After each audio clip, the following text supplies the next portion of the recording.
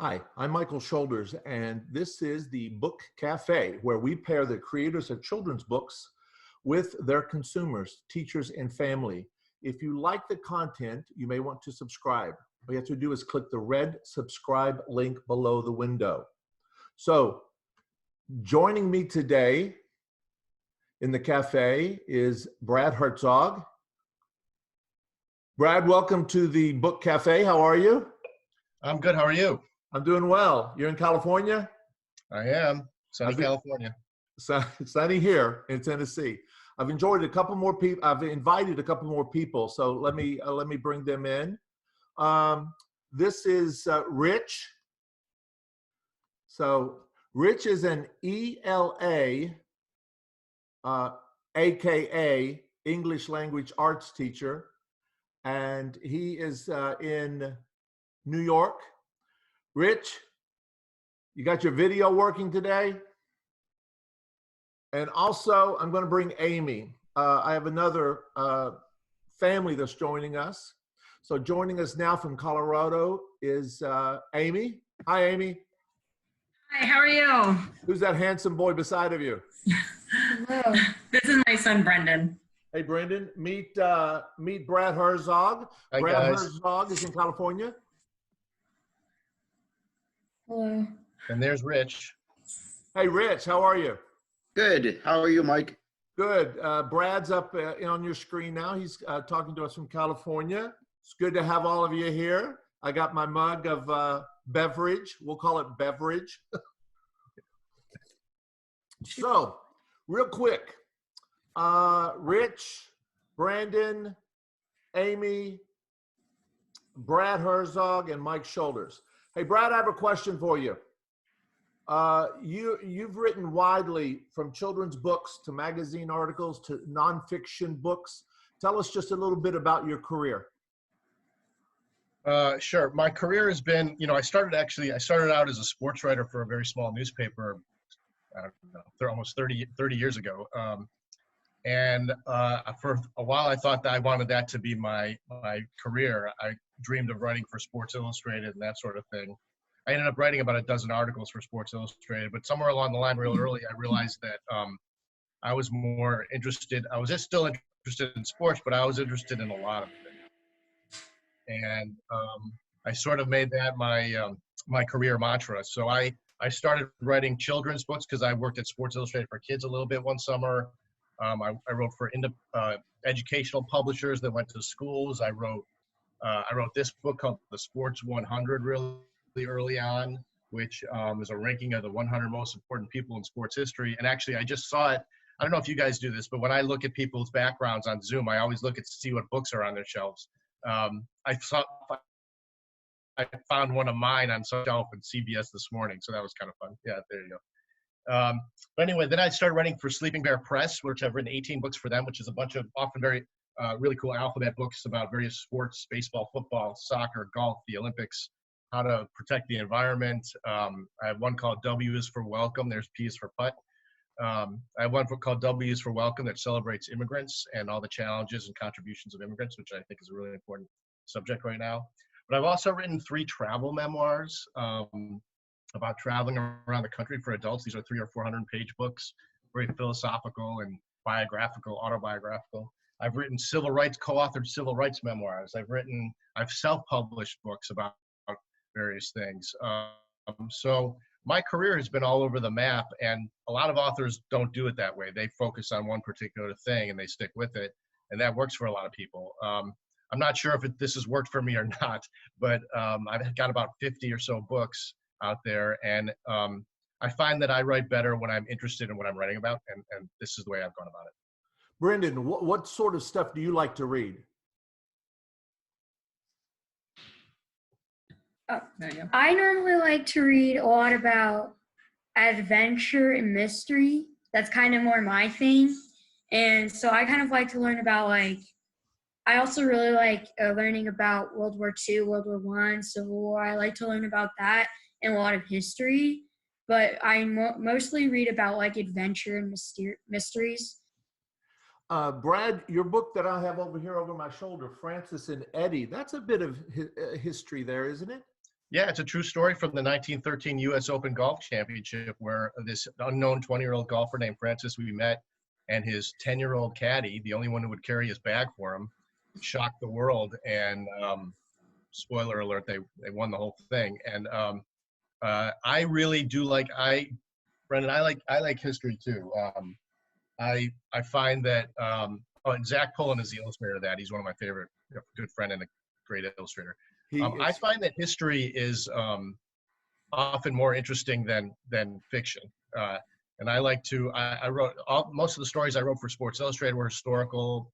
I've written a lot of historical stuff, and I find that it's great to tell a story that hasn't quite been told yet, even though it's a fascinating historical story. And I also like I love to combine history and adventure. In fact, I have a book series that I'm hatching that I hope to someday do that would combine sort of overlooked sports moments in history with a couple of brothers who get to go back in time. It's sort of like Magic Treehouse for sports.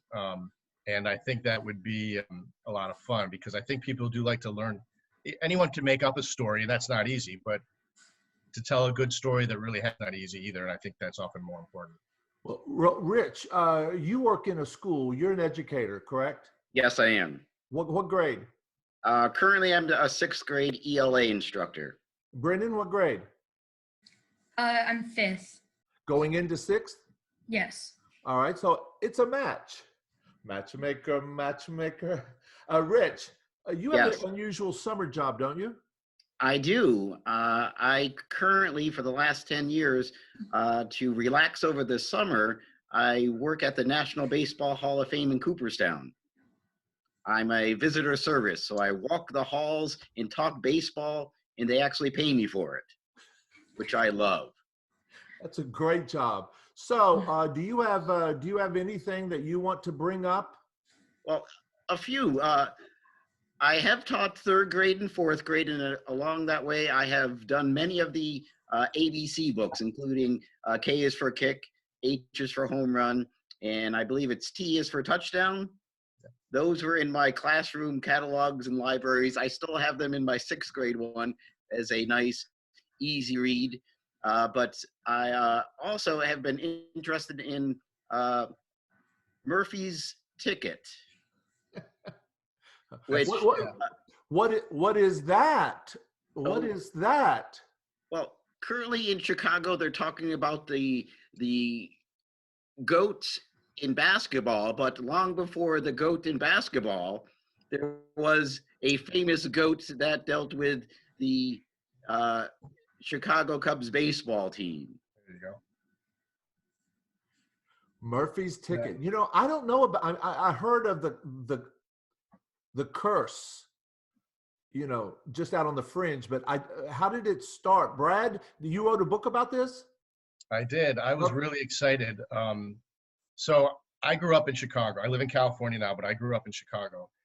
And I'm not supposed to really say this, but I was a Chicago White Sox fan. And which is not easy.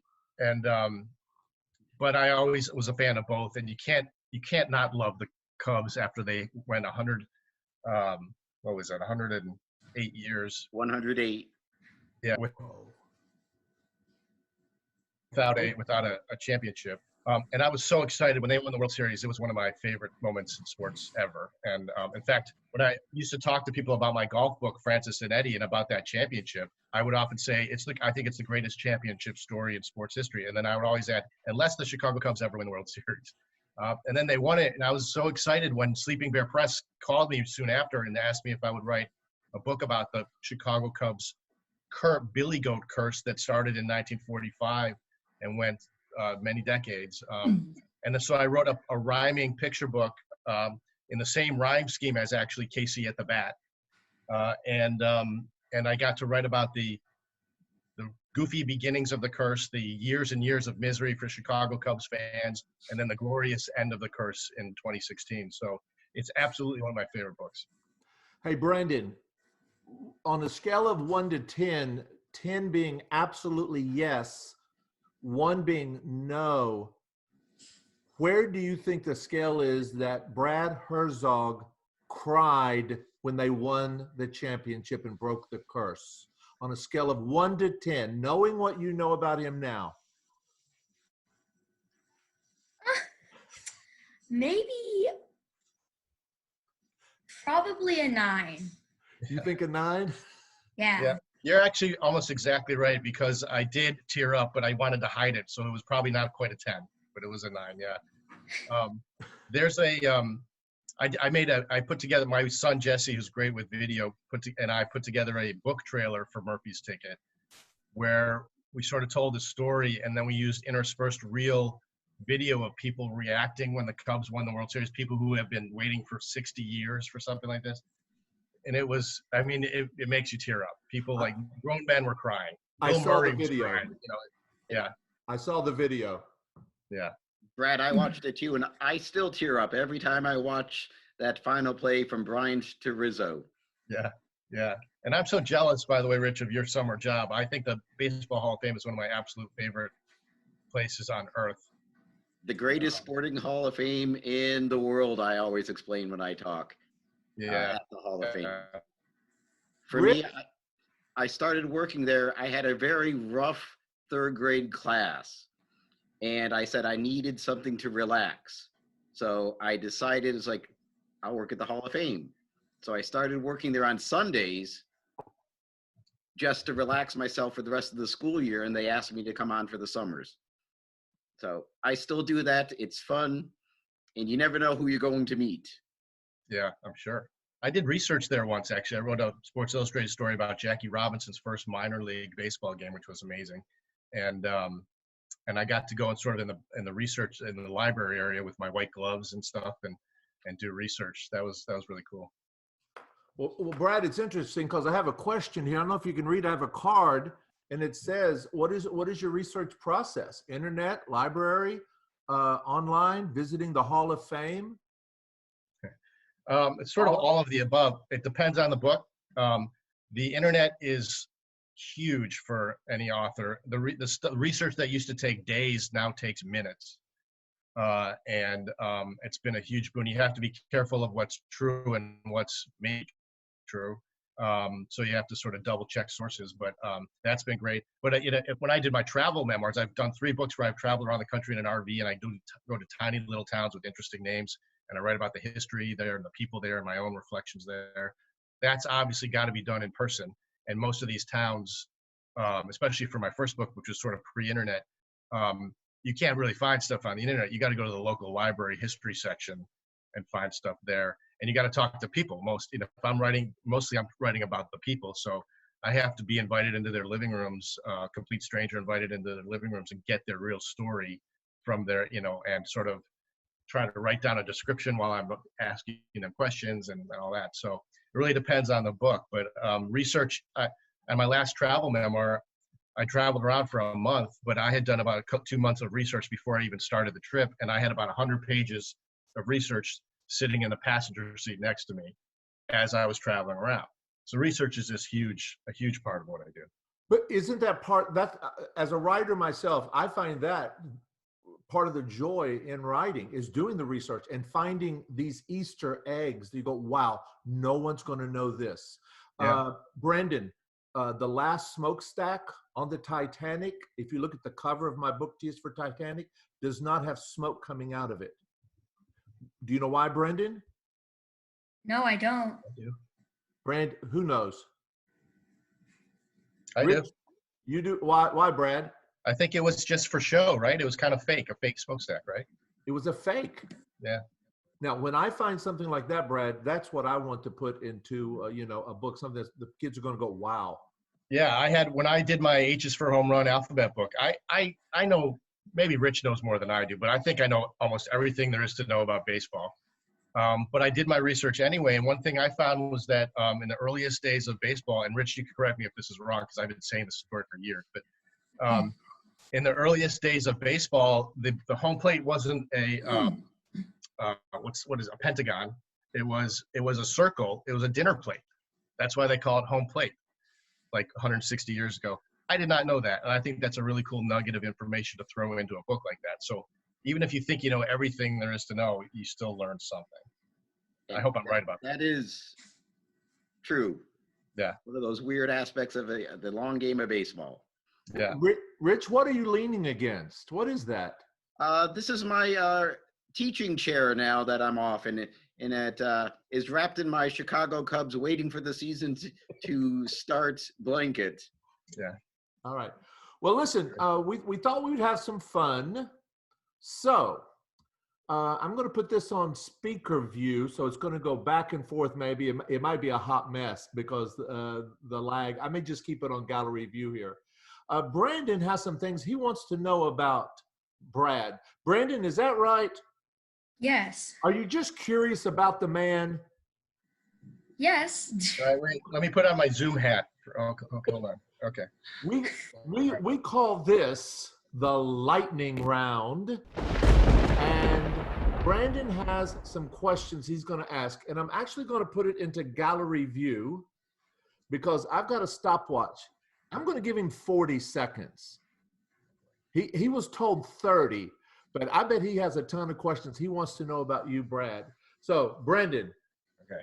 Are you ready? Yes. Brad, you have to answer in 3 seconds, honest and fast. Okay. Here we go. 40 seconds on the clock. Brandon, go. Cats or dogs? Dogs. What is the most famous celebrity you've ever met? Oprah. Favorite sport? Golf. Favorite book? To Kill a Mockingbird. Ooh. Favorite game? Scrabble. Where did you go to college? Cornell University in New York. What is your favorite musician? I'll have to say the Beatles. Bacon or sausage? Bacon. Where did you On anything. or dream vacation? Paris. Pretty cool. Pretty cool. That was fun. Wasn't that fun? Brandon, those are good questions. The only problem is I kept answering them myself, and I'll have to go back and listen to what he had to say. So My answers are the right ones, though. Mine are correct. I guess they are. Amy, do you want to ask Brad any questions? Anything that you can come up with? Because I know moms a lot of times are the ones who purchase books or, for their children to read. My big thing is, have you ever noticed, or did this just come about when Brendan and even his sisters were probably somewhere between 2nd and 4th grade? It became harder to find appropriate books for them because they were just past, the early ones, but not quite to just words. So did you have a target audience in mind when you started writing? No, because I've done for so many different audiences, but I will say that many of these alphabet books for Sleeping Bear Press that Mike writes and that I write are great for that because they're sort of this 2-tiered system where they're picture books, but you can read, as a younger reader, you could read the poems for each letter of the alphabet about baseball or whatever, football, whatever. But on the side of the page are these 150-word sidebars that are for older readers. So as you grow as a reader, you can grow with the book. I think that's one reason these books are successful is that, there you go, there's the sidebar. And the sidebar is where all the research comes in. The poem is where the creativity comes in. But those are good because you can actually grow with them. And it's interesting. There are, my Francis and Eddie book, for example, is very text heavy, but it's a picture book. And I wouldn't say it's a young reader picture book. It's sort of an older reader picture book. So there is a spectrum out there. And I think you're going to find that issue in many ways as they get older too. There's always, because there's such a spectrum of reading interests and capabilities for each age, right? Some 6th graders can read full-on adult books, and some are still, reading something close to a picture book. So it really depends on the child too. But reading, I always think it's important for a kid to sort of stretch their reading challenge as much as they can at each step of the way. How about you, Rich? I'd like to feed off of that a little bit. Brad and Mike, when I was teaching third and fourth grade, at the end of the school year, I would have my students who are getting ready to move on create their own ABC book about the life in that grade. And what they would do is the same thing. They would have wonderful illustrations, simple text, and then the sidebar. So when the future kids, fourth grade especially, they would come in and be comfortable. That'd be like the first day of class when I was teaching fourth grade. They would get those last year's students' ABC book. And the kids loved it. It was a tradition that I had for about 7 years before they moved me on up to sixth grade. And Brad, I have to say that I really loved the idea of why not you? And I think I'm going to take that for my future endeavors with my students. When they question about their writing abilities, it's why not you? You can write it. Yeah. I mean, one thing I do when I do occasional school visits, Mike does a whole bunch more than I do, but I offer a 2-day program, and on the second day we create an alphabet book about their school. So select kids and I, and it's the main reason to do that is to show them that they can do that. And you've already done that. And by the way, I dedicated my H's for Home Run book to my fourth grade teacher. So you play a huge role in everyone's life. And yeah, there you go. Yeah, Mr. Berg. I'm still in touch with him. But I think, another thing I do when I do school visits, and this relates to what you're saying, is I take that about 20 minutes, the last half of it, and we do a sort of choose your own adventure story together where I give the kids a bunch of choices, A or B. Do these characters meet a pirate or a leprechaun? Do they see a volcano or a dangerous river, et cetera, et cetera? And they vote for A or B. And what it does is it gets them invested in a story. And what I'm showing them is that, like they could do with an alphabet book, anytime they're asked to just write a story, they don't have to be intimidated by it. They just have to make one decision at a time with their imagination. And you can get to really cool places. And as long as they understand that it's not that oppressively intimidating, that goes a long way. And I think that's what teachers are so valuable for. I also recommend to children when I'm at their schools that they think about writing an alphabet book for their mother or for their father if it's Father's Day, because that's something that they know and should be able to come up with something for most of the letters or with help from mom. So Amy, where'd you go to high school? Ursuline in Cincinnati. Did I start with an E or A? U.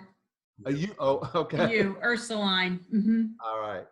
Well, you know what? There would be the U page. Well, it's time to go. We're out of time. It went by quickly. Let's just make a toast, raise a glass to good books. And Brad, I wanted to show you my Cubs curse. Oh, nice. Shirt. Oh. All right. Thanks everyone for joining me. I appreciate it. We're out of time. Thanks, Cheers. Mike. Cheers. Cheers. To the books. Cheers. Cheers.